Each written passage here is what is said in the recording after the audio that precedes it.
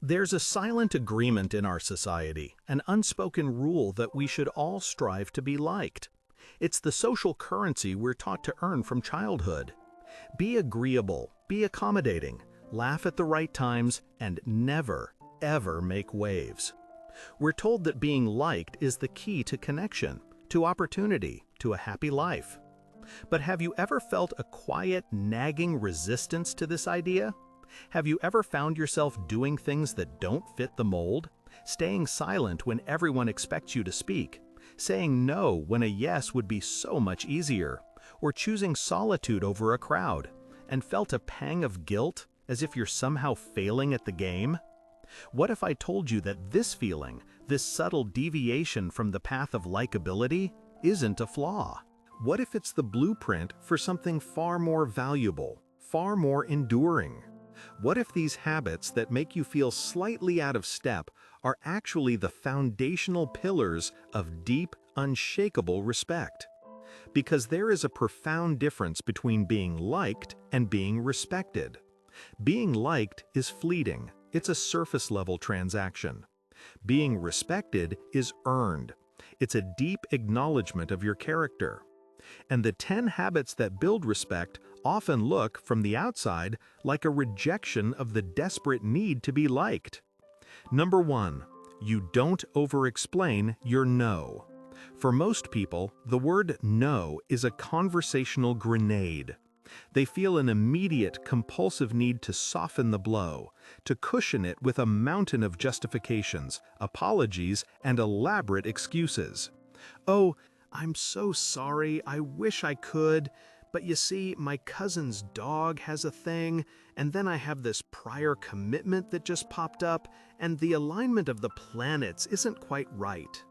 It's a performance designed to manage the other person's feelings, to beg for their continued approval even in refusal. But a person who commands respect understands a fundamental truth. No is a complete sentence. When you make a decision that is right for you, for your time, for your energy, or for your integrity, you don't owe the world a dissertation defending it. This isn't born from arrogance or a lack of care. It's the opposite. It's born from a deep well of self-respect. You've done the internal calculus. You've weighed your priorities. The decision is made. Offering a simple, clear, and polite, "I won't be able to do that," or "Thank you for the offer, but I'll have to pass," is a signal. It signals that your internal validation system is stronger than your need for external approval. It tells people that your time is a finite, valuable resource, not a public commodity. In the short term, it might feel uncomfortable. It might not get you the immediate warmth of a people-pleaser's yes, but in the long term, something powerful happens. People stop seeing you as a resource to be exploited and start seeing you as a person to be consulted. They learn that your yes, when you do give it, is 100% genuine. It carries weight. It means you are fully committed because they know you would have said no otherwise. You are not a maybe. You are a definite. And in a world of maybes, that certainty is what earns respect. Number 2, you embrace silence in conversations. Think about the last conversation you had that had a moment of silence. What happened? For 99% of people, it's a moment of sheer panic. Their brains scream, "Fill the void! Say something, anything!" The air becomes thick with anxiety.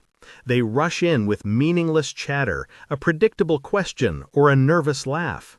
This is a behavior rooted in social anxiety, the fear that silence equals disapproval or boredom. But you're different. You're comfortable in the pause. When a conversation naturally lulls, you don't fidget. You don't scramble for a new topic. You simply allow the space to exist. You might hold eye contact, take a sip of your drink, or simply breathe. What others perceive as awkward, you understand as an opportunity. It's an opportunity for the other person to gather their thoughts. It's an opportunity for a deeper, more meaningful idea to surface. It's an opportunity for you to truly listen, not just to the words being said, but to the feeling in the room. In psychology, this is related to the concept of emotional regulation. Your comfort with silence demonstrates that you are not being controlled by social anxiety. You are in the driver's seat of your own nervous system. This projects an aura of incredible confidence and power. It communicates that you are not here to entertain or to perform. You are here to connect, to understand. People who are constantly talking are often revealing their own insecurity, their desperate need to prove their worth by filling the airwaves. But the person who can hold a silence is implicitly saying, I am secure enough in my own presence that I don't need noise to validate it. This makes others lean in. It makes them feel that when you do speak, it's because you have something of substance to say, not because you're afraid of the quiet. Your words become more valuable because they are not used to fill a void, but to build a bridge. Silence, in your hands, is not an absence of sound. It is a presence of mind. Number 3, you are not afraid to say, I don't know. We live in an era that worships the expert. From social media gurus to cable news pundits, everyone is expected to have a confident, immediate, and unwavering opinion on everything. Admitting a lack of knowledge is often seen as a sign of weakness or incompetence. It's a crack in the armor of expertise. So, most people fake it. They bluster, they deflect, they offer vague platitudes, or they string together jargon to create the illusion of understanding.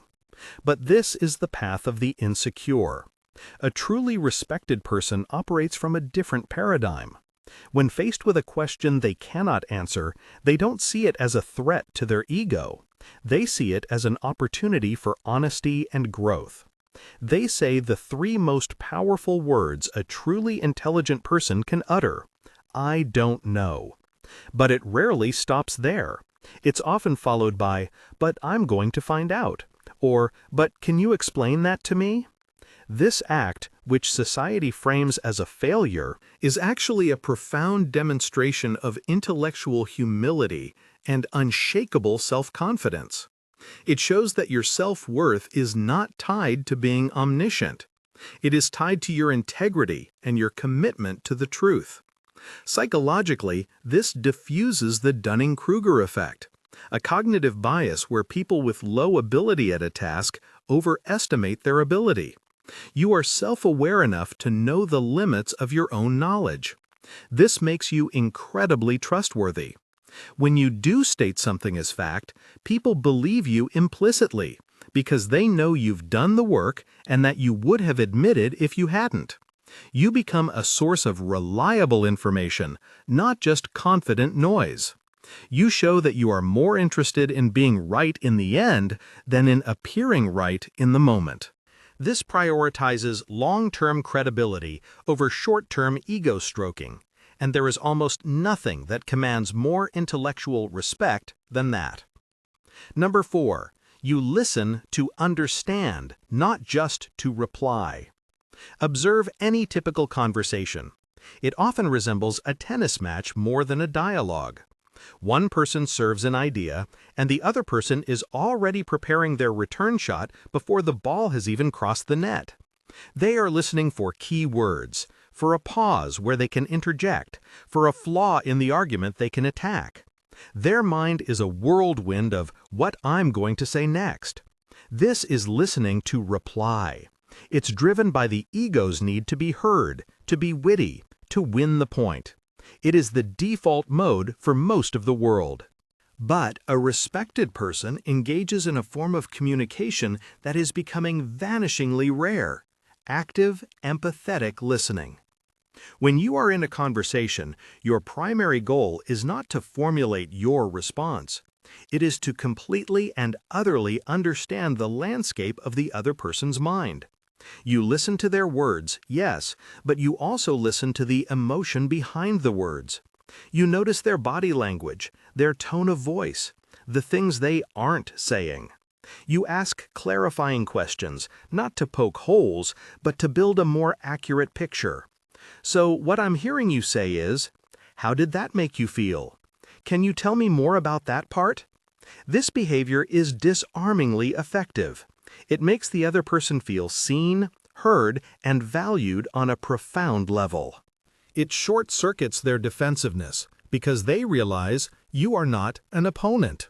You are a collaborator in understanding. This habit builds a reputation for wisdom. People realize that a conversation with you is not a competition. It's an exploration. They will seek you out for advice, not because you have all the answers, but because they know you will help them find their own. You become a psychological safe harbor and a world of conversational storms. People don't just like talking to you, they trust you with their thoughts. And that level of trust is the bedrock of respect. Number 5, you give credit freely and publicly. In many professional and social environments, credit is treated like a scarce resource. People hoard it, fight for it, and take it even when it isn't theirs. The underlying belief is that acknowledging someone else's contribution somehow diminishes your own. It's a zero-sum game, a sign of deep-seated insecurity and a scarcity mindset. A respected person, however, operates from a mindset of abundance. You understand that a rising tide lifts all boats. You are not threatened by the success or brilliance of others. You are energized by it. Therefore, you give credit away like it's a renewable resource, which it is. When you're in a meeting and someone mentions an idea you brought up, you're the first to say, "Actually, that was Sarah's brilliant insight from our discussion last week. Sarah, could you expand on that?" You don't let the compliment land on you by default. You redirect it to its rightful owner. When a project succeeds, you don't just thank the team. You highlight specific, individual contributions. This behavior has a powerful twofold effect. First, it demonstrates immense confidence. It shows that your sense of self-worth is so solid that you don't need to claim ownership of every good idea to feel valuable. You are secure enough to shine a spotlight on others. Second, it fosters ferocious loyalty and trust. People know you will not steal their ideas or take credit for their work. They see you as a leader, a platform for others' success, not a competitor for the limelight. This makes them want to work with you, to collaborate with you, and to bring you their best ideas, because they know you are a fair and honorable arbiter of contribution. While the insecure person tries to build themselves up by standing on others, you build a taller, stronger structure by being the foundation that elevates everyone. That is a hallmark of true leadership, and it earns a level of respect that fear or authority can never buy. Number 6, you don't participate in gossip. Gossip is the junk food of social interaction. It's easy, it's cheap, provides a momentary hit of bonding and superiority, but it leaves you feeling empty and ultimately corrodes the health of the group. It's a tool used by the insecure to build temporary alliances by tearing down a third party. When someone tries to draw you into a circle of gossip, the path of least resistance, the path of likability, is to join in, to nod along, to add a little detail, to share in the secret thrill of negative talk. But you don't.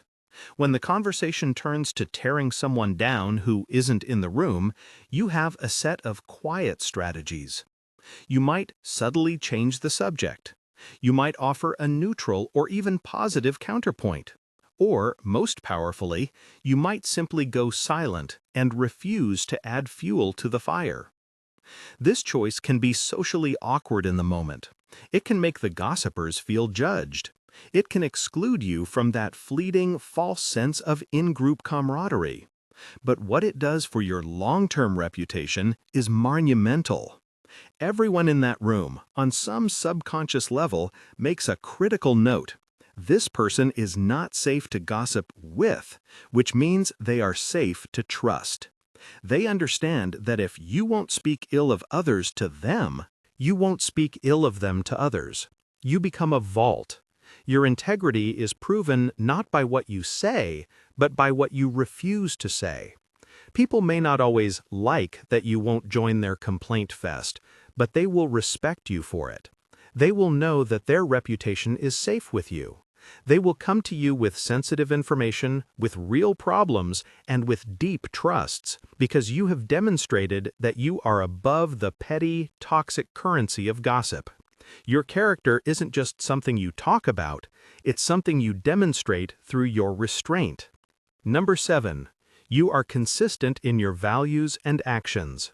Many people are chameleons. Their opinions, their energy, and even their personalities seem to shift depending on who they're with. They are one person with their boss, another with their friends, and yet another with their family. This is often an unconscious strategy for maximizing likability in every context. The problem is that it makes them unpredictable and ultimately untrustworthy. Nobody is quite sure who the real person is. You, on the other hand, are a pillar.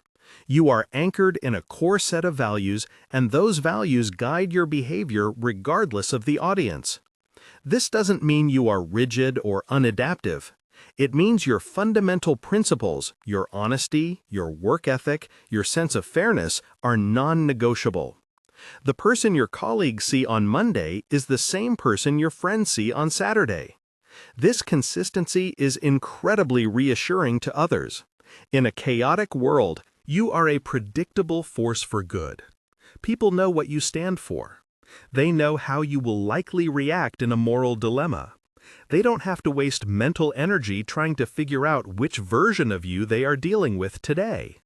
This is the psychological principle of reliability. Just as we respect a bridge that we know will hold our weight every time, we respect a person whose character is steadfast.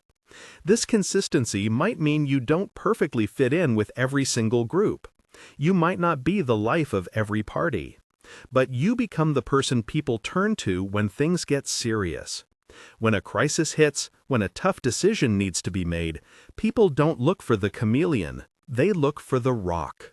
Your consistency builds a reputation for reliability that is more valuable than any fleeting popularity. It's the quiet, steady foundation upon which all deep respect is built. Number 8. You treat everyone with the same baseline of dignity. Watch how a person treats a waiter, a janitor, or a receptionist.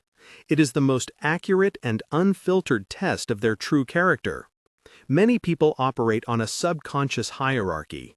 They are deferential to those above them, collegial with their peers, and dismissive or even invisible to those they perceive as being below them in status. This is transactional behavior, not character. It's about what someone can do for them. A person who commands genuine respect understands the fallacy of this hierarchy. You operate from a principle of inherent human dignity. You believe that respect is not something to be earned based on title or wealth, it is something to be given as a baseline. Therefore, you look the barista in the eye and say thank you. You learn the name of the security guard at the front desk. You treat the CEO and the intern with the same level of courtesy and engagement. This is not a calculated strategy for you, it is an authentic reflection of your worldview. But its effect on others is profound. People notice. The people you treat well who can do nothing for you will develop a fierce loyalty. But even more importantly, the people in positions of power are watching. They see that your decency is not an act, it's who you are. They realize you are not a sycophant. You are not just being kind to them because of their title. This makes their interactions with you feel more real, more authentic. It shows that your character is not for sale. You are not performing respect, you are a respectful person. This habit is a quiet signal of immense inner security. It says, my sense of self is not dependent on the status of the person I am talking to. This integrity, this unwavering commitment to decency, is rare and deeply, deeply respected. Number 9. You focus on your own path without envy. Our world is a comparison engine. Social media, in particular, is a curated highlight reel of everyone else's successes, designed to make you feel like you are falling behind. This breeds a culture of envy and competition. People are constantly looking over their shoulder, measuring their progress against others, and feeling a secret bitterness when a peer succeeds. This envy is a corrosive force. It wastes mental and emotional energy that could be used for your own growth. But you have consciously opted out of this race. You have what psychologists call an internal locus of control. You believe that your success and happiness are the results of your own actions and mindset, not a competition against others.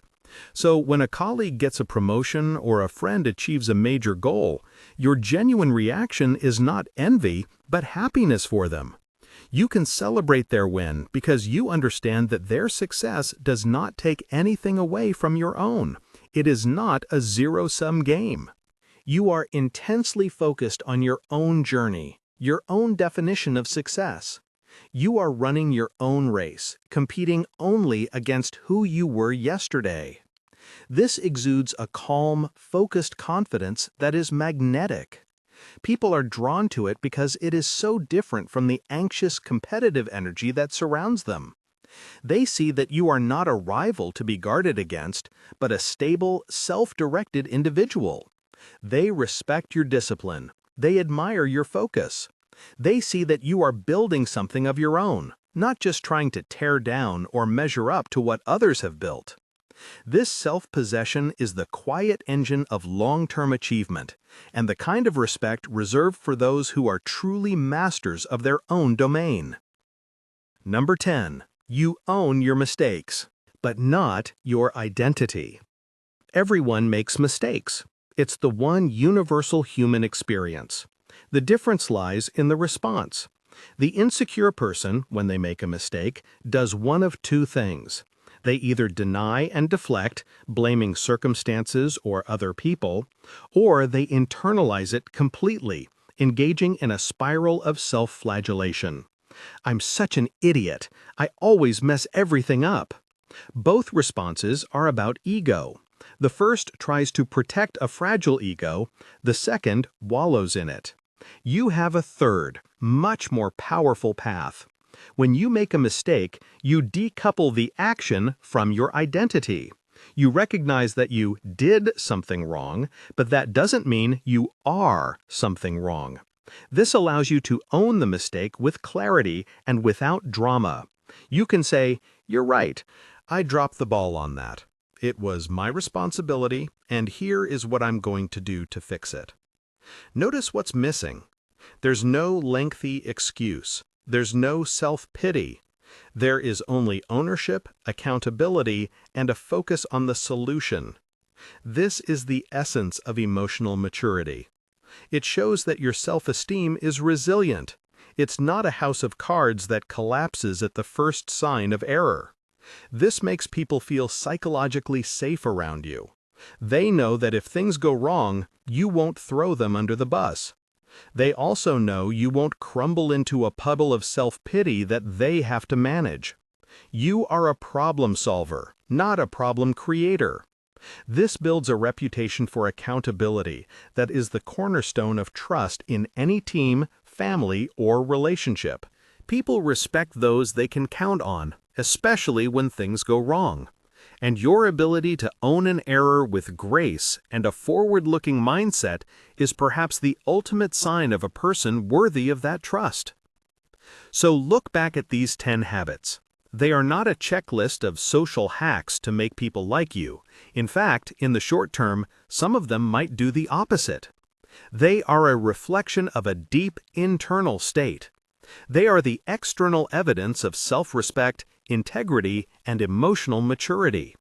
The world will always be full of people clamoring for attention, desperate to be liked. They are the noise. But you, with your quiet confidence, your unwavering integrity, your ability to listen, and your courage to be authentic, you are the signal. You are not building a fan club. You are building a legacy of character. Your silence is not emptiness, it's depth. Your no is not a rejection, it's a valuation of your own worth. Your disinterest in gossip is not aloofness, it's a commitment to honor. Stop worrying about whether everyone likes you. The people who are meant for you, the ones who value substance over surface, will not just like you, they will see you for who you are, and they will give you something far more meaningful. They will respect you.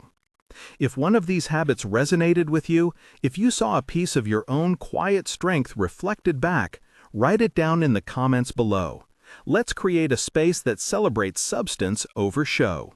And if you know someone who is stuck in the likability trap, who needs to be reminded that their true power lies in these very habits, share this with them. They might just need to hear that what they think is a weakness is actually their greatest strength.